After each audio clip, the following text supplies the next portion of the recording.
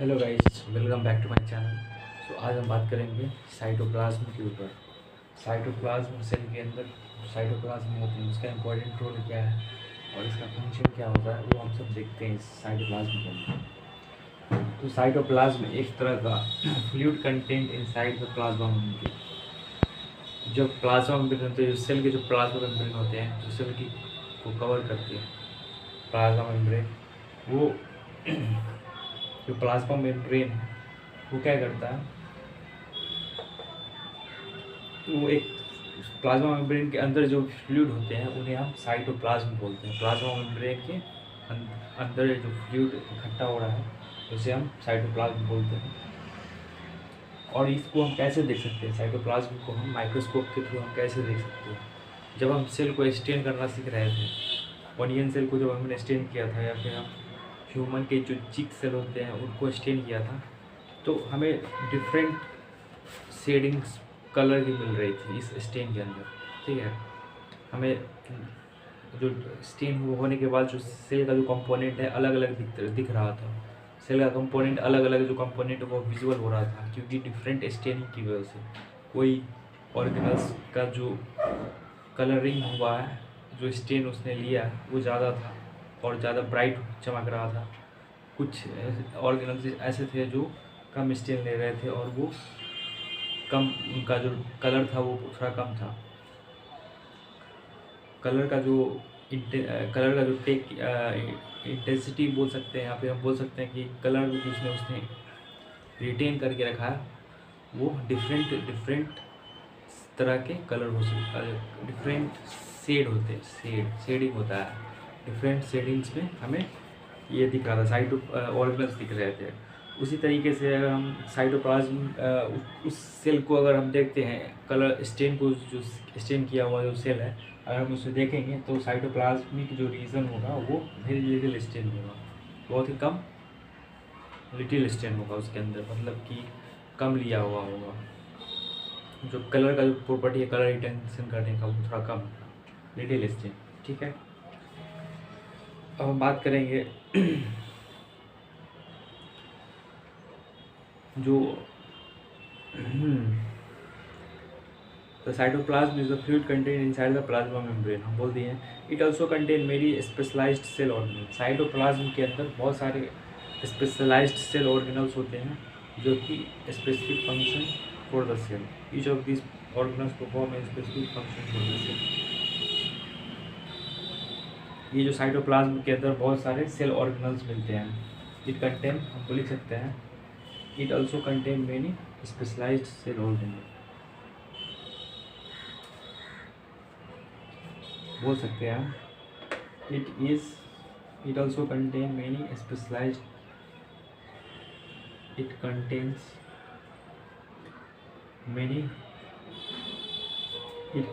Many specialized cell organelles. It contains many specialized cell organelles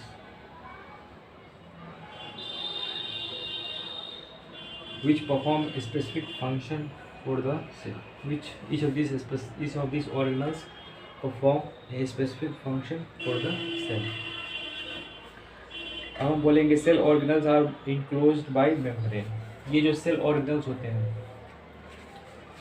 जो cytoplasm के अंदर मिलते हैं, सेल ऑर्गेनल्स का काम क्या है?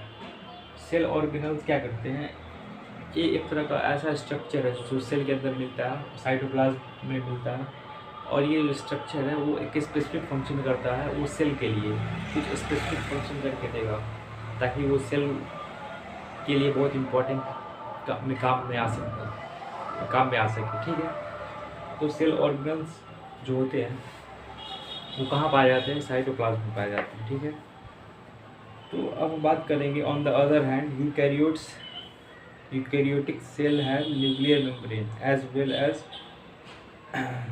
Membrane bound organelles. हम बोल सकते हैं प्रोकैरियोट्स, देखिए ये जो सेल ऑर्गेनल्स होते हैं उनके पास भी मेम्ब्रेन बाउंड स्ट्रक्चर होता है, वो भी मेम्ब्रेन से मिलकर मेम्ब्रेन बाउंड स्ट्रक्चर उसके अंदर पाया जाता है सेल के अंदर, सेल ऑर्गेनल्स के अंदर। ठीक है, cell organelles are enclosed by membranes, ठीक है। In prokaryotes besides the absence of nuclear membrane nuclear region they find in prokaryotes besides the absence of a defined nuclear region the membrane bound cell organelles are also absent। Prokaryotes में क्या होते हैं?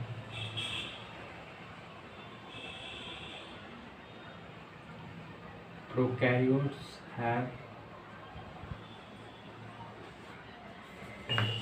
Prokaryotes बोल सकते हैं इस तरीके से, prokaryotes besides the absence of in prokaryotes besides the absence of defined nuclear region the membrane bound cell organelles are also absent।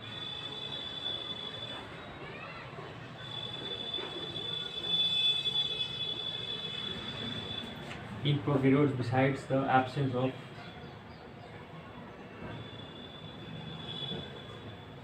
defined nuclear region,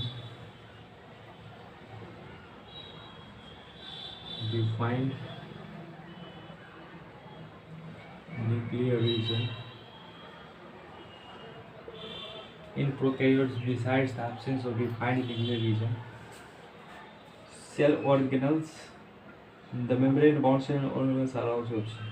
The membrane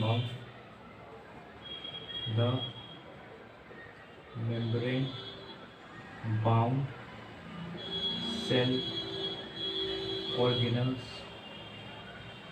are also absent।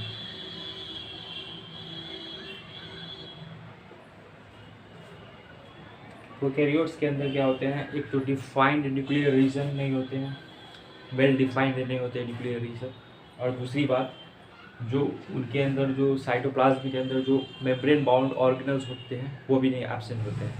लेकिन eukaryotes में defined nuclear region भी होता है और साथ ही साथ एक cell membrane bound cell organelles भी पाए जाते हैं, ठीक है।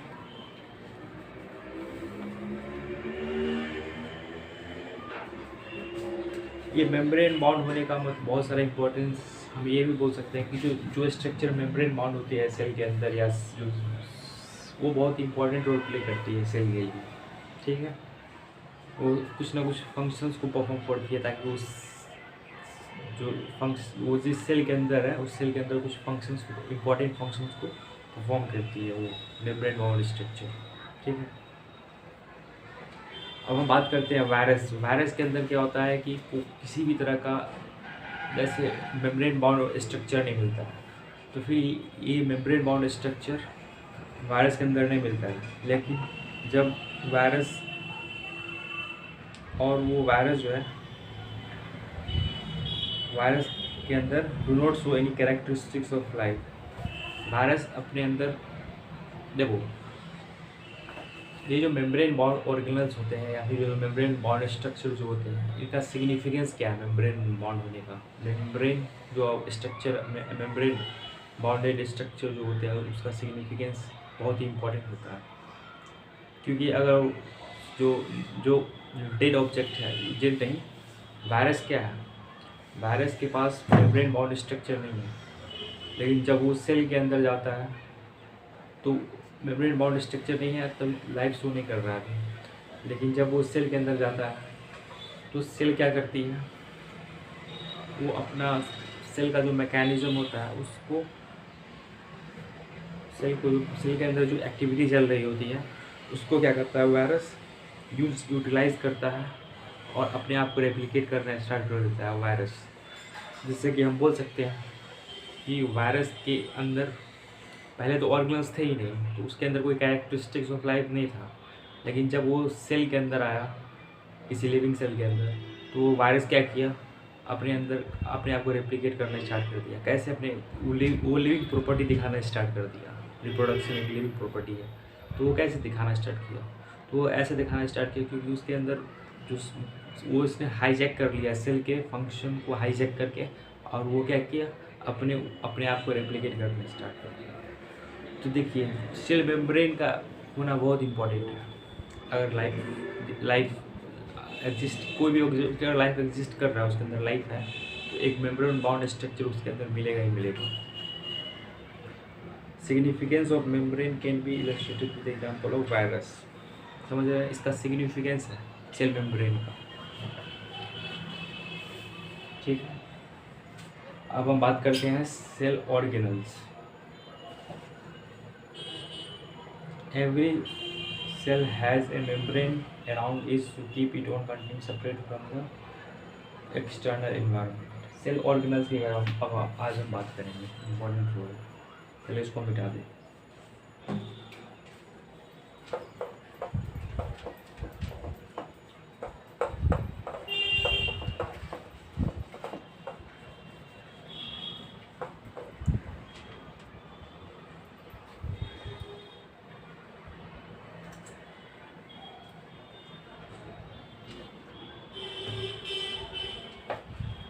सेल और एनसीईआरटी बोलती है cell organelles. Every cell has membrane around us to keep its own content separate from external environment. हर सेल के पास एक मेम्ब्रेन होता है around it to keep its own content separate from the external environment. Cell के जो content होते हैं उनको इन्वायरमेंट से सेपरेट करने के लिए क्या होता है, सेल ऑर्गेनल मेम्ब्रेन का होना बहुत ज़रूरी होता है। हम बोल सकते हैं large and complex cells including cells from multicellular organism. Large and complex cells including cells from multicellular organisms need a lot of chemical activity to support their complicated structure and function. To keep these activities of different kinds separate from each other, these cells use membrane-bound little structure or organelles within themselves. These cells use membrane-bound little structure or organelle within themselves. This is one of the features of the eukaryotic cell that distinguish them from prokaryotic cell. Some of these organelles are visible only under the microscope. जो cell होती है, जैसे कि बहुत ही complex cell या large cell. Complex cell इसमें NCERT बोलती है कॉम्प्लेक्स सेल या large cell needs lot of chemical activity to support the complicated needs lot of activities needs lot of activities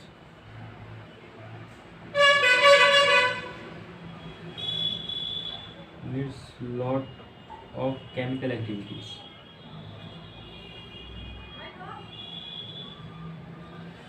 needs lot of chemical activities of different kinds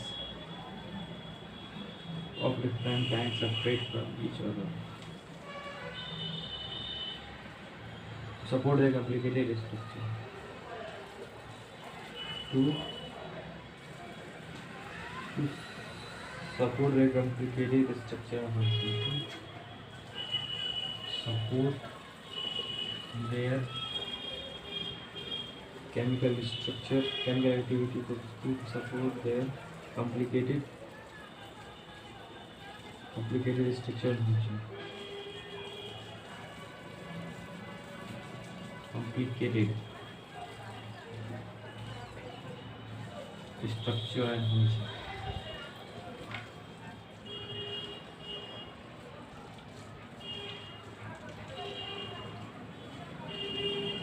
To keep these activities of different kinds separate from each other, these cells use membrane bound.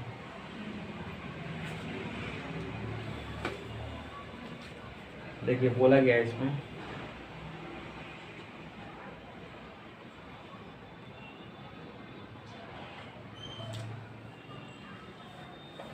देखिए every cell के पास क्या होता है, अपने अंदर के environment, अपने अंदर के जो सेल के जो कंटेंट होते हैं, सेल के अंदर जो कंटेंट होते हैं उसको बाहर के इन्वायरमेंट से सेपरेट करने के लिए एक मेम्ब्रेन का होना ज़रूरी है। ठीक है, तो उसको हम बोलते हैं सेल मेम्ब्रेन। अब देखिए सेल मेम्ब्रेन हम समझते हैं, सेल मेम्ब्रेन का फंक्शन क्या होता है, to separate cell content from external environment, उसको हम क्या बोलते हैं, उसको हम बोलते हैं सेल मेम्ब्रेन का एक फंक्शन हो गया। अब देखिए जैसे लार्ज सेल है और एंड कम्प्लेक्स सेल्स, जैसे मल्टी सेलुलर ऑर्गेनिजम्स के जो सेल्स होते हैं उनको अगर हम टेक आउट करते हैं सेल को, तो उस जो मल्टी सेलुलर ऑर्गेनिजम्स के जो सेल होते हैं वो बहुत ही क्या बोलते हैं केमिकल, उस सेल के अंदर बहुत सारे केमिकल एक्टिविटीज़ चल रही होती हैं टू सपोर्ट करने के लिए कॉम्प्लिकेटेड स्ट्रक्चर एंड फंक्शन। तो ये जो केमिकल एक्टिविटीज़ जो हो रही है सेल के अंदर, जो कि कॉम्प्लेक्स सेल के अंदर जो बहुत सारी केमिकल एक्टिविटीज़ होती है, क्यों होती है, to support their complicated structure and function. Cell के स्ट्रक्चर को एंड फंक्शन को मेंटेन करने के लिए बहुत सारे ऐसे एक्टिविटीज़ होती है, केमिकल एक्टिविटीज़ होती है सेल के अंदर, और वो क्या करती है, तो इसको कॉम्प्लिकेटेड स्ट्रक्चर है, तो इस सब एक्टिविटीज़ को सेपरेट करने के, मतलब ये जो केमिकल एक्टिविटीज़ जो भी चल रही है या केमिकल क्यों, ताकि इसको केमिकल एक्टिविटी चल रही है ताकि इसको इसके स्ट्रक्चर को एंड फंक्शन को क्या कर सके, सपोर्ट कर सके, सेल के स्ट्रक्चर एंड फंक्शन को सपोर्ट कर सके। तो ये बहुत सारे केमिकल एक्टिविटी को क्या करते हैं, to keep this activities of different kind separate from each other, this cells use membrane bound little structure called within themselves, called cell organisms within themselves. तो यहाँ पे हम बोल सकते हैं कि इस केमिकल एक्टिविटीज़ जो सेल के अंदर हो रही है, वो केमिकल एक्टिविटीज़ को सेपरेट करने के लिए, एक दूसरे से सेपरेट करने के लिए क्या करती है, सेल यूज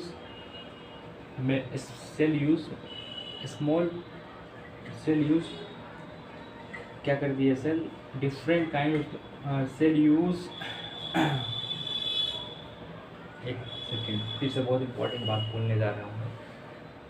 कॉम्प्लेक्स सेल अपने केमिकल एक्टिविटीज़ को मेंटेन करने के लिए बहुत सारी केमिकल एक्टिविटीज़ करती है ताकि उसका कंप्लीट स्ट्रक्चर और फंक्शन को मेंटेन रखा जा सके, ठीक है। तो एक बहुत सारे केमिकल एक्टिविटीज़ जो हैं इनको सेपरेट रखने के लिए, ये जो केमिकल एक्टिविटीज़ है उनको सेपरेट रखने के लिए सेल अपने अंदर क्या मेम्ब्रेन बाउंड स्ट्रक्चर बनाते हैं, जिसको हम ऑर्गेनल्स बोलते हैं, ताकि वो ऑर्गेनल्स क्या कर सके, एक स्पेसिफिक फंक्शन को परफॉर्म कर सके। मेम्ब्रेन बाउंड ऑर्गेनल्स होते हैं ताकि वो अपने अंदर क्या कर सके, ये जो ऑर्गेनल्स का यूज़ करते हैं ताकि वो एक एक्टिविटी जो केमिकल एक्टिविटी चल रही है दूसरे केमिकल एक्टिविटीज़ के साथ सेपरेट कर सके इसको। तो वो सेल का यूज़ करने का तरीका है, इस सेल ऑर्गेनल्स के माध्यम से अपने केमिकल एक्टिविटीज़ को सेपरेट करती है सेल ऑर्गेनल के माध्यम से विदिन देमसेल्व्स, ठीक है। This is one of the feature of eukaryote cell that distinguish from prokaryotic cell. तो ये क्या है, सेल अपने अंदर के स्ट्रक्चर को, ये जैसे ये सेल मेम्ब्रेन है, कॉम्प्लेक्स सेल है ये हो गया प्लाज्मा मेम्ब्रेन, हम बोल सकते हैं ये प्लाज्मा मेम्ब्रेन है, ये प्लाज्मा मेम्ब्रेन है, ये न्यूक्लियस मान लेते हैं, न्यूक्लियस है, और ये क्या है, साइटोप्लाज्म, दिस इज साइटोप्लाज्म, ये न्यूक्लियस, ये प्लाज्मा मेम्ब्रेन।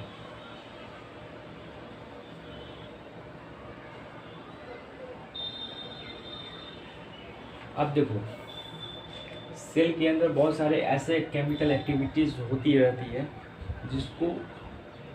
जिसको क्या होता है, केमिकल एक्टिविटीज़ को सेपरेट आउट करने के लिए, to keep this activities of different kind separate from each other, this cell use the membrane bound little structure और ऑर्गेनल्स विद इन देमसेल्व्स। इनके अंदर छोटे छोटे ऑर्गेनल्स इस तरीके से दिए जाते हैं, जैसे कि माइटोकॉन्ड्रिया हो गया, गोल्जी बॉडी हो गई, गोल्जी बॉडी इस तरीके से हो गई, गोल्जी बॉडी नहीं, इसको हम बोलते हैं ये कौन सा स्ट्रक्चर है, ये हो गया माइटोकॉन्ड्रिया, गोल्जी अपैरेटस, ये गोल्जी अपैरेटस है। फिर से लाइसोसोम्स,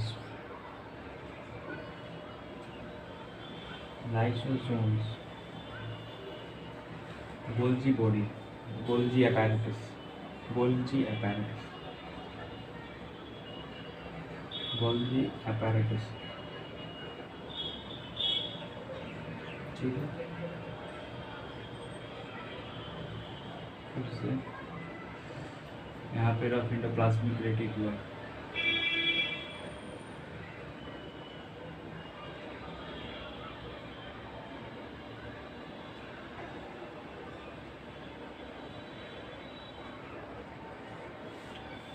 रफ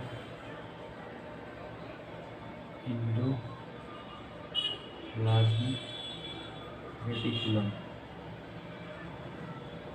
तो ऐसे बहुत सारे छोटे छोटे मेम्ब्रेन बाउंड स्ट्रक्चर सेल के अंदर मिल जाती है, जो कि अपने एक्टिविटी को, ताकि वो क्या कर सके, डिफरेंट काइंड्स की एक्टिविटी को सेपरेट कर सके। डिफरेंट एक्टिविटीज़ को सेपरेट करने के लिए सेल क्या यूज़ करती है, मेम्ब्रेन बाउंड स्ट्रक्चर, जिसको हम सेल ऑर्गेनल्स बोलते हैं, उसको यूज़ करती है, ठीक है। और इनको हम लोग सेल ऑर्गेनल्स के नाम से जानते हैं। गोल्गी अपैरेटस हो गया, एंडोप्लाज्मिक लाइसोसोम्स हो गया, न्यूक्लियस हो गया, ये सब क्या हो गया, सेल ऑर्गेनल्स के एग्जाम्पल्स हो गए, ठीक है।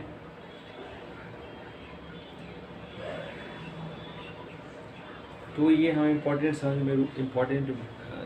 में आ गया। This is one of the features of eukaryotic cell that distinguishes them from prokaryotic cell. Prokaryotic cell के अंदर तुम सेल ऑर्गेनल्स ये नहीं मिलते हैं, क्योंकि यूकैरियोटिक सेल के अंदर सेल मेम्ब्रेन मिलते हैं, प्रोकैरियोटिक सेल के अंदर सेल मेम्ब्रेन नहीं मिलते हैं। सेल मेम्ब्रेन नहीं, सेल ऑर्गेनल्स प्रोकैरियोट्स में नहीं पाए जाते हैं, बल्कि यूकैरियोट्स में पाए जाते हैं, ठीक है। एडवांस्ड सेल है ना, वो यूकैरियोट्स मतलब ट्रू सेल्स, प्रोकैरियोट्स मतलब प्रो मतलब प्रिमिटिव, कैरियोट्स मतलब न्यूक्लियस, प्रोकैरियोट मतलब प्रिमिटिव न्यूक्लियस वाले सेल्स, जो कि प्रिमिटिव सेल है, नॉट एडवांस्ड, ठीक है। Some of this organelles are visible only with an electron microscope. हम ऑर्गेनल्स को इलेक्ट्रॉन माइक्रोस्कोप, कुछ ऑर्गेनल्स को हम इलेक्ट्रॉन माइक्रोस्कोप से ही देख सकते हैं, ऐसे हम नॉर्मल माइक्रोस्कोप से नहीं देख सकते, ठीक। अब हम बात करते हैं, we have talked about the nucleus in the previous section. Some important example of cell organelles which we will discuss now are endoplasmic reticulum. Some cell organelles like endoplasmic reticulum,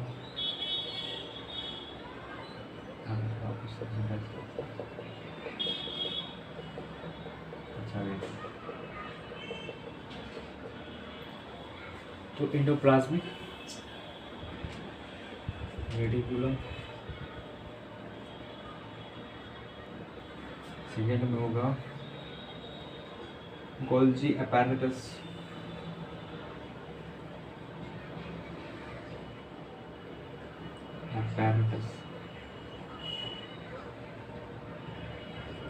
तीसरा है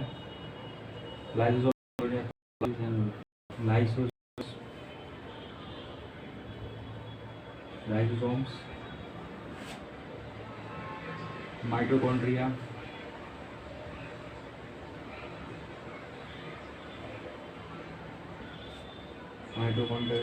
प्लास्टिड्स एंड वैक्यूल्स,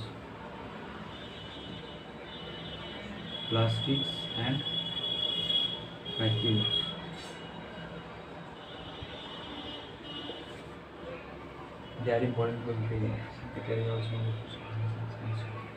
तो ये सब क्या है, cell organelles हो गए। ये इंपॉर्टेंट क्यों है, क्योंकि ये इंपॉर्टेंट फंक्शन सेल के अंदर इंपॉर्टेंट फंक्शन को प्ले करते हैं। एनसीईआरटी लिखती है they are important because they carry out some very crucial function in the cell. Crucial function को कैरी आउट करते हैं, इंपॉर्टेंट फंक्शन को कैरी आउट करते हैं। अगली स्लाइड में एंडोप्लाज्मिक रेटिकुलम, फिर से Golgi apparatus, lysosomes, plastids, mitochondria and vacuoles पढ़ेंगे। हो गया कम chapter will be. Thanks for watching, hit like, subscribe and support us. Thanks for